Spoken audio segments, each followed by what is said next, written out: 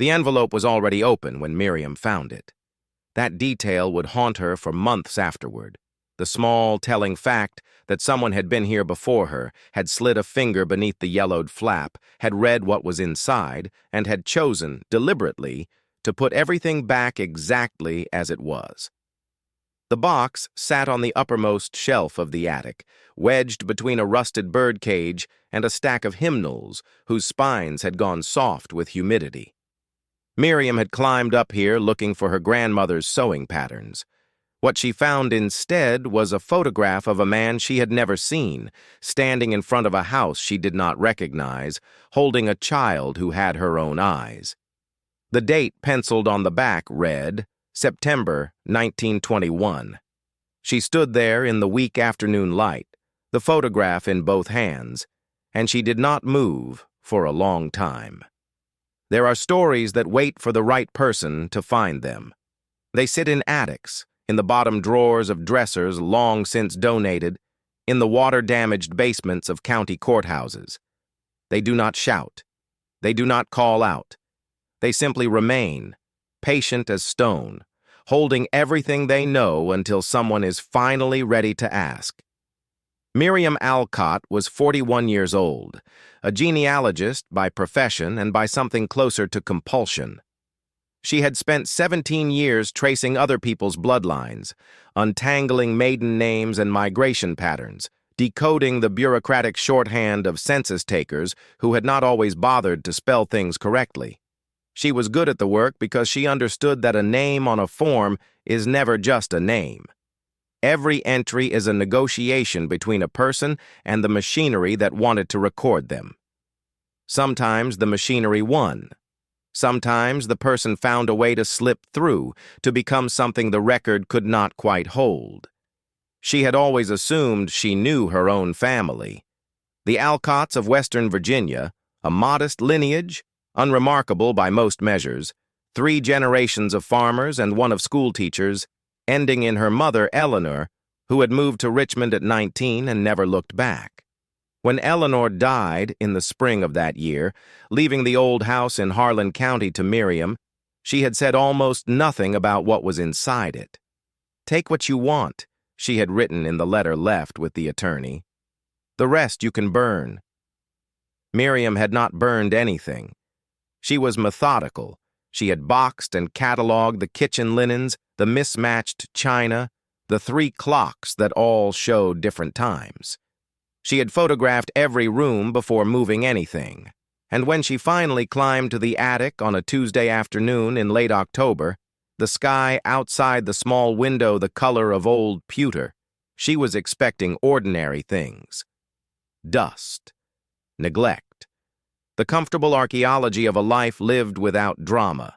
The photograph changed that expectation in the space of a single breath. The man in the image was perhaps 40, dark-suited, standing very straight in the way that people stood when they knew a camera was pointed at them and understood it to be a serious occasion. He had a broad face, a trimmed mustache, and the particular stillness of someone accustomed to being watched. The child beside him, a girl perhaps 5 or 6, wore a white dress with a wide collar and looked directly at the camera with an expression that Miriam recognized before she could explain how. A slight tilt of the chin, the eyes a fraction too wide, as if the girl were trying to memorize the moment rather than simply inhabit it. That was how Miriam looked in every photograph of herself. She turned the image over again, September 1921, and below the date, in the same careful pencil, 2 words, Edmund Voss. She had never heard that name in her life. She brought the photograph downstairs and set it on the kitchen table under the overhead light, and she made coffee she did not drink, and she sat across from the image of Edmund Voss for the better part of an hour. The old house settled around her, the radiator ticking, the wind pushing against the window glass. Outside, leaves crossed the yard in small, anxious groups. Miriam thought about her grandmother, Cecile Alcott, who had lived in this house for 53 years and died in the back bedroom at 91, calm as a person who has finished everything she came to do. thought about the way Cecile had always deflected questions about the family before her own parents. A practiced vagueness, warm and absolute, like a door that opened just wide enough to suggest there was a room beyond it, but never wide enough to let you in. Thought about the envelope, already open. Someone had read it. Someone had put it back. She went upstairs and retrieved the envelope. Inside, a single sheet of paper, folded twice, written in a hand she did not recognize. The ink had faded to the color of river water. The letter was addressed to no one by name. It began, "By the time you read this, the matter will already be decided, and there will be little left to do but understand it. What I ask is only that you look. The name they gave us was not the name we carried. Find Edmund. He kept the proof. There was no signature." Miriam set the page down flat on the table, smoothed it with both hands, and read it again. Then she opened her laptop and she began. The name Edmund Voss appeared exactly once in the public genealogical databases she searched that first night, a passing reference in a 1918 draft registration card from Logan County, West Virginia. The card listed his occupation as mine foreman, his nearest relative as one Cecile Voss, listed as wife. The address was a road that no longer existed on any map Miriam could find. Cecile Voss. Her grandmother's name had been Miriam Alcott. Born Cecile Hartwell, according to the family Bible that had lived on the parlor shelf for as long as Miriam could remember. Married Harold Alcott in 1938. No prior marriages listed. No prior name listed. The Hartwell line ran back cleanly to a family from eastern Tennessee, documented and ordinary. But Cecile Voss had lived on a road in Logan County, and Cecile Alcott had grown up in a house in Harlan County, 40 miles from Logan, with an attic full of secrets she had arranged, with great care, to outlive her. Miriam did not sleep that night. She sat at the kitchen table with the photograph and the letter and her laptop and a legal pad filling with names, dates, questions. The coffee went cold. The radiator stopped ticking around 2 in the morning. By 4, the window had begun to show the first gray suggestion of dawn, and Miriam had a list of 3 things she needed to find: a marriage record, a birth record, and whatever Edmund Voss had kept as proof. She found the marriage record first, though it took her 4 days. The Logan County Courthouse held records going back to the 1880s, but the years between 1915 and 1925 had been damaged in a flood, and the surviving documents had never been digitized. Miriam drove to Logan on a Thursday morning, 2 hours through hills gone bare and bronze with autumn, and sat in the basement of the courthouse with a retired clerk named Dora, who had been volunteering to restore the flood-damaged ledgers for 11 years. "Voss," Dora said, running a finger along a shelf of acid-free boxes, "that's not a name you hear around here much." "It may have been a shortened name," Miriam said, "or an anglicized one." Dora paused, turned to look at her with something thoughtful in her expression. "You do genealogy for a living?" "I do." "Then you know how often that happened." The marriage record was in the 3rd box Dora pulled. Fragile, the edges dark with old water damage, but legible where it mattered. Edmund Heinrich Voss, age 32, married Cecile Marie Laurent, age 19, on the 14th of March, 1917, in Logan County, West Virginia. The witnesses were listed as F. Laurent and R. Voss. The officiant was a justice of the peace whose signature had bled into illegibility. Laurent. Cecile Marie Laurent. Miriam photographed the document 4 times from different angles, as if one of them might show her something the others didn't. On the drive back to Harlan, she ran the name Laurent through everything she knew. It was French, obviously, but French names in the coal counties of southern West Virginia in 1917 pointed in a specific direction: toward the communities of Creole descent who had come north from Louisiana in the great labor migrations of the early 20th century, following the railroad lines into the coal fields, settling in the company towns and the holler communities that the coal operators had built and named and controlled. Some of those families had been light-skinned enough to pass. Some had made that choice. Some had had it made for them, by circumstances and by the machinery of a country that kept very specific records about some things and chose not to record others at all. Miriam's hands tightened on the steering wheel. She thought about her mother, Eleanor, about the way Eleanor had always described herself as Scots-Irish, firmly, as if the firmness itself were a kind of documentation. About the way she had never attended a reunion, never spoken to cousins, never shown any interest in the world before her own birth. About the particular quality of her silence on the subject of Cecile's past, not evasive, exactly, but shaped, the way silence is shaped when someone has worked at it for years. She thought about the child in the photograph, the tilt of the chin, the wide, memorizing eyes. She thought, what else did Cecile keep in that attic? She went back the next morning, earlier, before the October light had made its full climb. The attic was cold and smelled of cedar and something older, a faint mineral smell like stone after rain. Miriam worked systematically, which was the only way she knew how to work. She moved every box, every trunk, every stack of folded cloth. She found receipts from a dry goods store dated 1943. She found a child's shoe, single brown leather, the sole worn through at the toe.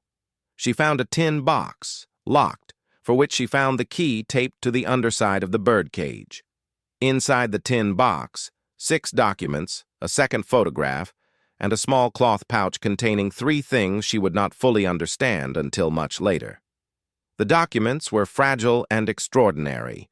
2 were letters in French, densely written, dated 1912 and 1914, signed by someone named Marguerite Laurent of New Orleans, Louisiana.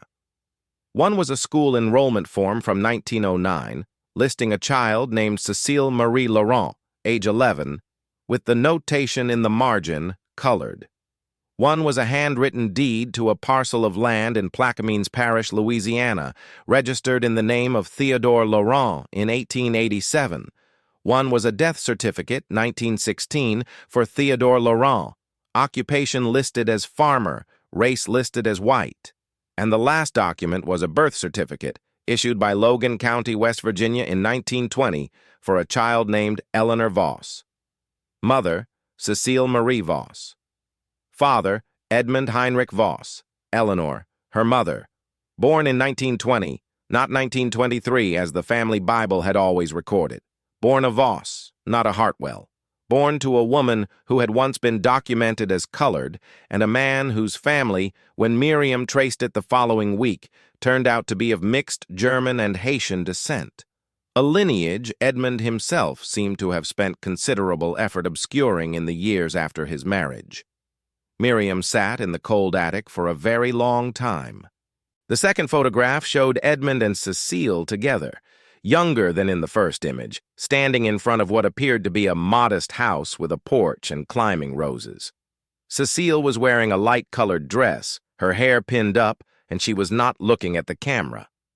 She was looking at Edmund, and her expression was so unguarded, so completely without the careful management that characterized every other image Miriam had ever seen of her grandmother. So simply, plainly full of something that did not need a name, that Miriam found she had to set the photograph down. She pressed the heel of her hand against her sternum and breathed. The cloth pouch held a ring, plain gold, inscribed on the inside with the initials EHV and CML, and the date, March 14th, 1917. A small medal of Saint Expedite, the Creole saint of urgent causes, and a folded scrap of newspaper, dated August 1922, from the Logan Banner, reporting on the death of Edmund Heinrich Voss, age 37, in a mining accident at the No. 6 shaft of the Inland Coal and Coke Company, survived by his wife, Cecile, and their daughter, Eleanor, age 2. 5 years old in the first photograph, but Eleanor had been 2 when Edmund died. Miriam unfolded the newspaper clipping and read it again, slowly. The numbers did not reconcile. She had been assuming the child in the first photograph was Eleanor, the resemblance, the eyes, the tilt of the chin, but Eleanor had been 2 in 1922.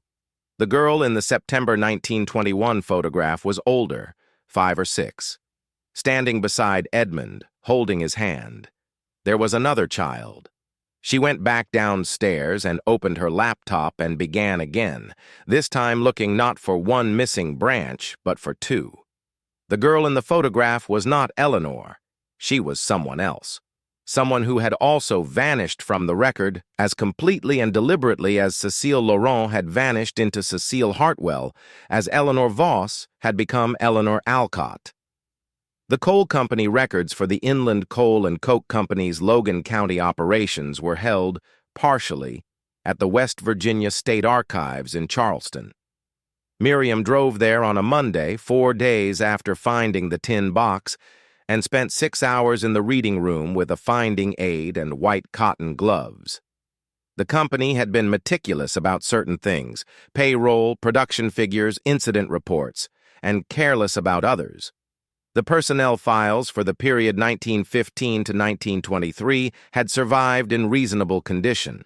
Edmund Voss appeared in them beginning in 1916, first as a loader and then, by 1919, as a shift foreman at number 6. His personnel file contained a standard company form asking for next of kin and dependents. Filled out in 1919, it listed wife, Cecile. Daughters, Eleanor, age 1, Ada, age 4. Ada Voss. Miriam wrote the name on her legal pad and looked at it. Ada, 4 years old in 1919, 5 in 1920, 6 in September 1921, when the photograph was taken. She searched the Logan County birth records. Ada Voss appeared there, born March 1915 to Edmund and Cecile Voss, in a notation that had been made by hand in a register that covered the years 1913 through 1916. Below the entry, someone had written 2 words in a different ink, a different hand, probably later. Record disputed. Record disputed. A bureaucratic phrase as neutral as stone, hiding everything it meant. Miriam requested a copy and sat with it at the reading room table and tried to imagine the chain of decisions that had led to those 2 words. A records clerk in Logan County, West Virginia, in the 1920s or 1930s. Someone with the power to question a birth record. Someone who had looked at the entry for Ada Voss and decided that her existence, as documented, was open to challenge. The coal country of West Virginia in those decades was a place of rigid and often violently enforced racial boundaries, and the coal companies themselves were frequently invested in those boundaries, in keeping the labor pools separated, in preventing the kind of solidarity that crossed those lines. A mine foreman of mixed heritage, married to a Creole woman who had once been documented as colored, raising 2 daughters in a company town, that would have been a precarious position. And after Edmund's death, Cecile and her daughters would have been alone in it. She drove back to Harlan that evening through a long amber dusk. The hills on either side of the road were the color of rusted iron, the trees stripped back to their bones. She thought about Cecile, about what it meant to be a widow at 24 in a company town in 1922 with 2 children and a racial designation that could be used against you. Thought about the particular arithmetic of survival that women in that position had to perform. What to keep, what to release, what to bury so deeply that it would only surface again decades later in an already open envelope, in an attic smelling of cedar and stone. Cecile had made her calculations. She had taken Eleanor, and she had left. Somewhere along the road between Logan County and Harlan County, Cecile Marie Laurent had become Cecile Hartwell. Eleanor Voss had become Eleanor Hartwell and eventually Eleanor Alcott. The Creole grandmother from New Orleans, the Haitian-German husband, the disputed birth records, all of it had been folded away, latched, and placed on the highest shelf. But Ada had not come to Harlan. Miriam did not sleep again that night. She sat at the kitchen table with all of it spread out before her, the photographs, the documents, the newspaper clipping, the marriage record. And she thought about what it meant to leave a child behind. Whether it had been a choice, whether Cecile had had a choice, whether Ada had been taken, separated, perhaps reclaimed by Edmund's family or placed elsewhere in the particular way that vulnerable children were placed in the 1920s, which was to say, without ceremony and without recourse. She thought about the letter in the envelope. The name they gave us was not the name we carried. Find Edmund. He kept the proof. The letter was about Ada. It had to be. Someone who knew. Someone who had been trying from inside the silence to leave a thread. She thought, who wrote that letter? The handwriting on the letter was not Cecile's. Miriam had found enough of Cecile's writing in the house, grocery lists, a few notes in the margins of her Bible, to know that Cecile wrote in a small, cramped, leftward-leaning hand. The letter in the envelope was written in a larger, more deliberate hand, the letters carefully formed, the kind of penmanship taught to children in the 1920s and 1930s in schools that took the subject seriously. Someone younger than Cecile. Someone who had learned to write after Cecile had. She pulled up the 1930 census for Logan County and began to search. Ada Voss did not appear. She searched under every variant spelling she could imagine. Voss, Boss, Foss, names that a careless census taker might have rendered. She searched under Laurent. She searched under Edmund's mother's surname, which she had found in his personnel file, Beaumont. Nothing. She widened the search to the surrounding counties, Mingo, McDowell, Wyoming, Boone. She searched West Virginia's orphan and dependent records for the period 1922 through 1930, which were held in various states of organization at county clerk's offices and in the state archives. She wrote letters to 4 different county clerks. She submitted requests through 2 genealogical societies. She posted a query in a specialized forum for researchers working on West Virginia coal country families of mixed-race heritage in the early 20th century. 3 weeks passed. The leaves came entirely off the trees. November settled over Harlan County with a gray, quiet finality. Miriam had moved into her mother's house by this point, had simply stopped going back to her apartment in Richmond, had begun thinking of the kitchen table with its spread of documents as her desk, had begun thinking of the house itself as the archive she had been assigned to process. She cooked simple meals. She walked in the mornings along the road that ran behind the property, through the pale light, in the cold that smelled of wood smoke and dried grass. She called her colleague, James Whitfield, who worked specifically with African-American genealogical records in the Mid-Atlantic and Upper South. The Creole community in the West Virginia coalfields is not well documented, James said, when she had laid out what she had found. Not in the mainstream archives, but there are church records, and there were mutual aid society records, fraternal organizations that kept their own documentation precisely because they knew the official records were unreliable. What organizations? Odd Fellows, primarily. There were black and mixed-race lodges in Logan County, McDowell County. Some of their records survived. The ones I know about are held by a church in Williamson. Williamson was in Mingo County, an hour from Logan. Miriam drove there on a Wednesday morning in the second week of November, bare trees on both sides of the road, a thin coat of frost still on the north-facing slopes at 10 in the morning. The church was a small brick building, well-maintained, on a side street 2 blocks from the Tug Fork River. The pastor, a man named Reverend Cole, met her at the door and led her to a back room where 4 large cardboard boxes held the surviving records of the Mingo County chapter of the Independent Order of Odd Fellows, Colored Division. "We got these from a member's family about 15 years ago," he said. "Nobody's ever really gone through them systematically." He left her with the boxes and a folding table and a lamp. The records inside were extraordinary. in the way that records kept by communities who know the official record is hostile always are. The Odd Fellows Lodge had maintained a register of members and their families, a record of births and deaths, a ledger of relief payments made to widows and orphans, and a correspondence file that spanned nearly 40 years. The handwriting varied, the paper quality varied, but the intention was consistent and clear. These people meant to be known, meant to be remembered, meant to leave an account of themselves in a world that preferred not to see them. Ada Voss appeared in the relief payment ledger in 1923.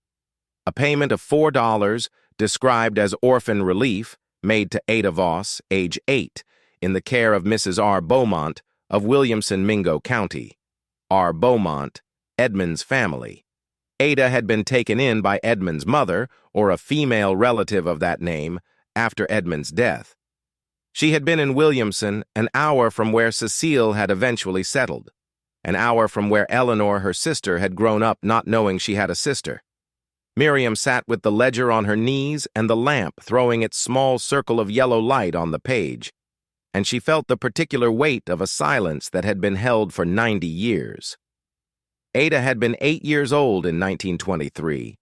She would have been old enough to understand what had happened, old enough to remember her mother and her sister, old enough perhaps to wonder, for the rest of her life, why they had not come back. She searched the correspondence file for the name Voss or Beaumont, found 3 letters. 2 were routine administrative matters.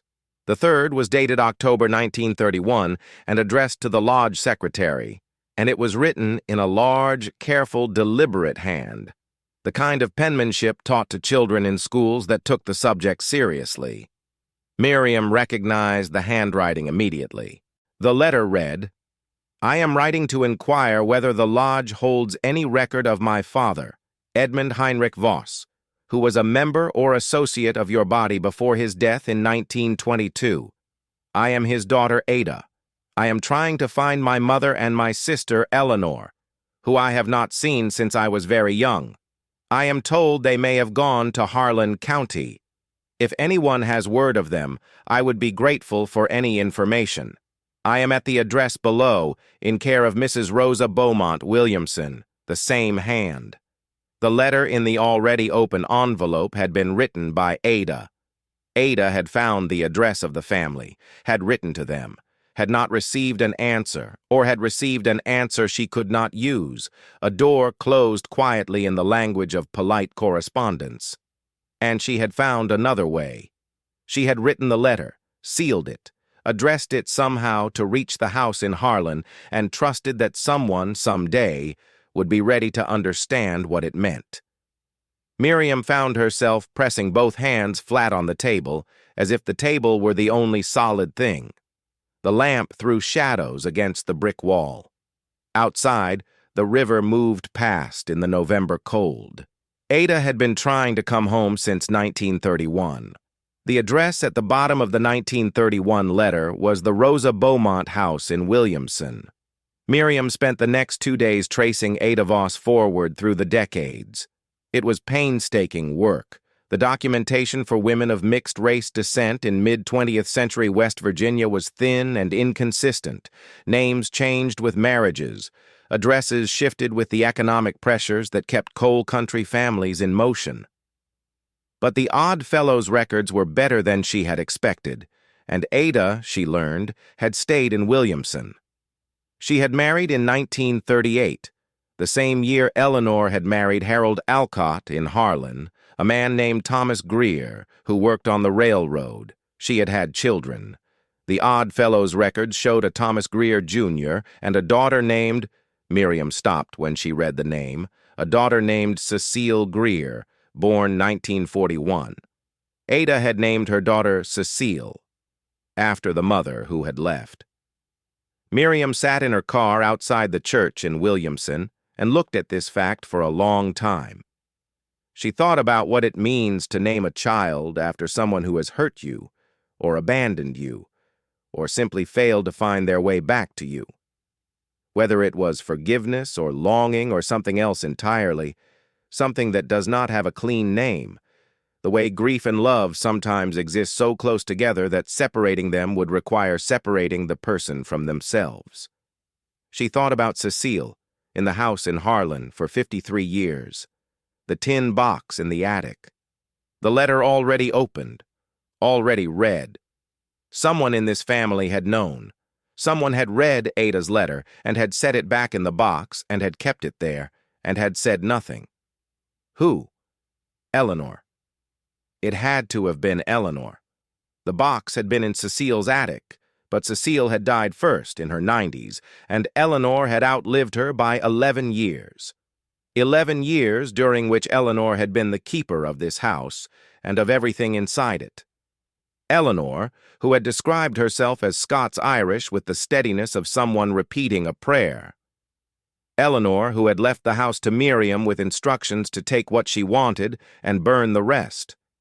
Eleanor had known she had a sister, had known her mother's real name, her real history, had known about the land in Plaquemines Parish, about the Creole grandmother, about all of it, and had chosen, for reasons Miriam could only attempt to understand from the outside, from 40 years of distance, to keep the silence. The silence that Eleanor had kept was not cowardice. She had lived inside a country that had made the truth a liability, that had attached consequences to certain kinds of ancestry, and she had made the calculation that Cecile had made before her, that what you don't say cannot be taken from you. But the cost of it. The cost. Ada Voss had married in 1938 and had a daughter she named Cecile, and that daughter would now be in her 80s, if she was still living, and she might have children of her own, and they might know nothing, or they might know everything, or they might be somewhere in between, carrying a shape of absence where a family should have been, the way people do when they sense that something is missing but have no name for what it is. Miriam called James Whitfield that evening. "I need to find Ada Voss Greer's descendants," she said. "Williamson, Mingo County. Ada died," she checked her notes, "I think in the early 1980s. There's a daughter, Cecile Greer, born 1941. Possibly other children." James was quiet for a moment. "Miriam, are you all right?" She looked at the photograph of Edmund and Cecile on the porch with the climbing roses, which she had propped against the lamp on the kitchen table. The way Cecile was looking at him, the expression that had nothing to hide in it. "I'm finding what's there," she said. It took James 11 days. He had access to networks Miriam did not, contacts in communities across the Upper South who could bridge the gap between the official record and the living memory that persisted in families, in church congregations, in the specific way that certain names kept appearing in the same neighborhoods across decades. Cecile Greer had married a man named Harcourt in 1964, in Williamson. She had had 3 children. One of them, a son named Edmund Harcourt. Ada had named her daughter Cecile, and Cecile had named her son Edmund, lived in Charleston, West Virginia. Edmund Harcourt was 62 years old. He worked as a retired high school history teacher. Miriam sat with this information for 2 days before she did anything with it. She walked in the mornings. She cooked. She read through the French letters from New Orleans, slowly with a dictionary, reconstructing the voice of Marguerite Laurent writing to her daughter Cecile about the garden, about the weather, about a cousin's wedding, about how the jasmine had come in early that year and filled the whole street with its smell on warm evenings. She read these letters as if they were addressed to her, because in some sense they were addressed to anyone in the bloodline who would eventually be ready to receive them. She thought about what to say to a 62-year-old man who did not know that his great-grandmother and her great-grandmother were the same woman. She composed a letter and rewrote it 4 times. She settled, in the end, on something direct and careful. She was a genealogist. She had been researching her own family history. She had found documentation suggesting a connection between their families that had been separated in the early 1920s and had never been reconnected. She enclosed a copy of the marriage record, a copy of the Logan County birth record for Ada, and a photocopy of Ada's 1931 letter to the Odd Fellows Lodge. She mailed it on a Thursday in early December. The sky outside the post office, flat and white with the promise of snow. She heard back in 9 days. The email came on a Friday evening. The subject line said, "I have been looking for you." Edmund Harcourt had known the outline for most of his adult life. His mother, Cecile, Ada's daughter, the one named after the grandmother who had left, had told him before she died that there was a family in Harlan County, a sister that Ada had never been able to reach, children of that sister who did not know they had cousins. She had given him a name, Eleanor Alcott. He had written to an Eleanor Alcott in Harlan County in 1999 and had received a brief, polite letter in reply saying that she did not believe there was any family connection and wished him well. Eleanor's handwriting. Miriam read this and sat with the particular kind of grief that arrives when someone you love is revealed to have been, in one specific and understandable way, less than you needed them to be. She did not erase what she knew of Eleanor's love, Eleanor's sacrifices, the ways Eleanor had shaped her. She let both things be true at once and felt the weight of both. Her mother had received a letter from Ada's grandson and had sent him away. She read the rest of Edmund Harcourt's email. He had photographs. He had letters that Ada had written over the decades, some addressed to his mother and grandmother, some to no one in particular. Letters that seemed to have been written for the same reason that the letter in the attic envelope had been written, because writing was a way of keeping something alive when all other avenues had closed. He had a photograph of Ada in her 80s, and he asked if Miriam would like him to send a copy. She wrote back, "Yes, please." And then she wrote 2 more sentences that took her a long time to find. "My mother knew about you. I am sorry she did not open the door. She and Edmund spoke by phone the following Sunday. 2 hours. He had the careful, deliberate voice of a man who had spent decades teaching young people how to read evidence, how to sit with a primary source, how to let it tell its own story rather than the story you arrived wanting to find. He told her about Ada, as his mother had told him, a woman who had been, by all accounts, warm and practical and quietly, persistently hopeful. She had kept a garden. She had attended a Baptist church. She had told her children that they had Creole blood from Louisiana, and she was proud of it. Had kept St. Expedite's medal on a shelf in the kitchen. Miriam made a small, involuntary sound when she heard this, thinking of the medal in the cloth pouch in the tin box, and had said the name Laurent as though it were something worth saying out loud. Ada had never been bitter, or if she had been, she had composted it into something useful. Edmund asked Miriam to describe the photograph from the attic. The first one, Edmund Voss, and the child in September 1921. She described it. He was quiet for a moment. Then he said, "My grandmother had a photograph. My mother kept it. Let me send you a picture of it." She waited 2 hours, which she spent at the kitchen table with the photograph face up in front of her. The image came through on her phone. She expanded it. And she sat forward in her chair so quickly that her coffee cup tilted, and she caught it without looking, because what she was seeing required her full attention. It was the other half of the September 1921 photograph. The same porch, the same flat light, the same quality of autumn morning. Cecile was standing slightly apart from Edmund and Ada, turned toward them, and her expression was the same as the one in the photograph of her and Edmund on the porch with the roses. Unguarded. Complete. The photographs had been taken at the same moment or within moments of each other.